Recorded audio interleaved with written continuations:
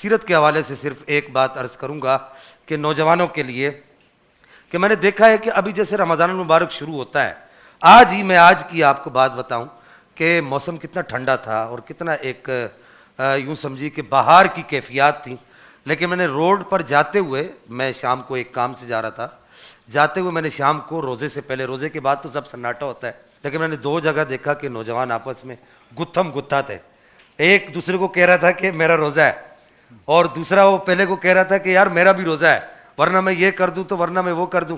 اسی طرح آگے بھی دیکھا، دوسری جگہ بھی دیکھا.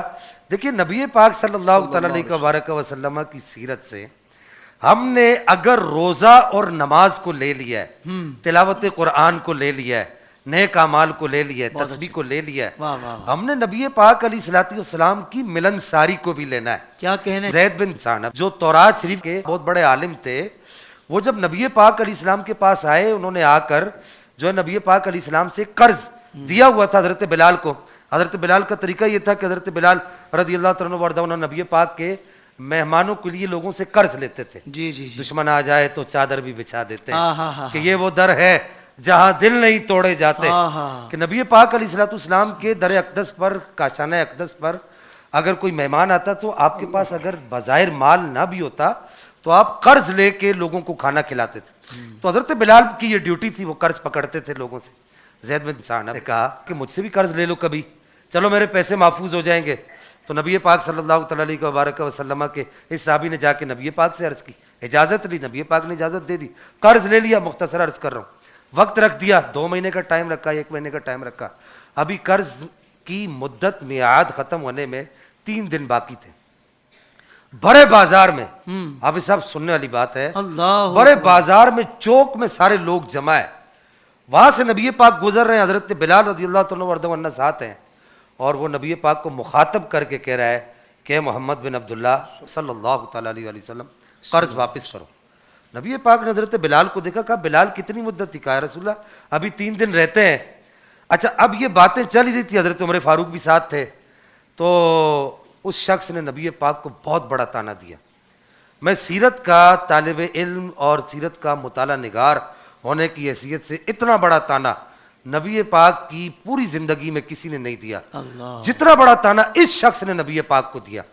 کہ آپ یہ دیکھیے کہ میں نے پہلے عرض کیا کہ ابو جہل جیسے لوگ نبی پاک کے خاندان کا تانا نبی پاک کو نہیں دے سکے، لیکن اس آدمی نے نبی پاک علیہ الصلوۃ والسلام کو خاندان کا تانا دیا.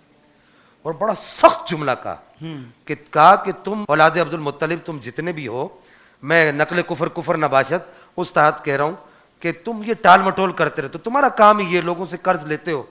حضرت عمر فاروق نے تلوار کھینچی اور کھینچ کر کہا کہ یا رسول اللہ اب میرے صبر کا پیمانہ لبریز ہو رہا ہے، میں اس کی گردن اڑا کے چھوڑوں گا. سرکار علیہ السلام نے اسے جلال سے دیکھا اور فرمایا عمر تم ایسے کیوں نہیں کہتے؟ مجھ سے تھوڑا سا کہہ دو کہ یا رسول اللہ، نرمی برتو، مجھ سے تھوڑا سا کہہ دو یا رسول اللہ آپ تھوڑا پہلے دے دیں، اور اس کو کہہ دو کہ تو تھوڑا دنوں بعد مطالعہ کر لیے، وقت پورا ہونے دے، تو تھوڑا نرمی برتو عمر. تو بہرحال نبی پاک علیہ الصلوۃ والسلام تشریف لے گئے. واقعہ طویل ہے.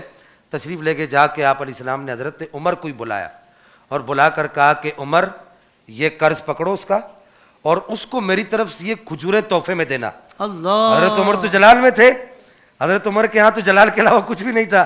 آپ نے عرض کی بندہ نواز میں آپ کے حکم کا پابند ہوں، لیکن اتنا بتا دیجئے کہ یہ کھجوریں دینے کا پیمانہ دارت. تو نبی پاک علیہ الصلوۃ والسلام نے ارشاد فرمایا کہ عمر ڈانٹا بھی تو نہیں تھا نا، کھجوریں بھی تو ہی دے گا نا. حضرت عمر فاروق گئے غصے میں، جلال ایسے جیسے اس کو قرض دیا اور کھجوریں ایسے اس کے منہ کے آگے رکھی اور جانے لگے. زید بن ثعلبہ نے پیچھے سے آواز لگائی، کہا عمر میری مجبوری کو سمجھ.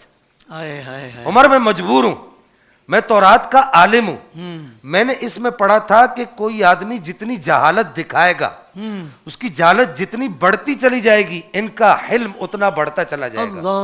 تو میں اس آخری حد تک جہاں تک جا سکتا تھا میں وہاں تک گیا، اور وہاں جا کر میں اس آخری نتیجے پر پہنچا کہ یہ اور کوئی نہیں ہے، یہ واقعتاً اللہ کے رسول ہیں. تو نوجوانوں کو میں یہ کہنا چاہوں گا کہ خدا را روزہ ضرور رکھیے، لیکن نبی پاک کی سیرت کے اس پہلو کو، حلم، ملنساری اور دوسروں کا خیال رکھنا، اس کو بھی مد نظر رکھیے. سبحان اللہ.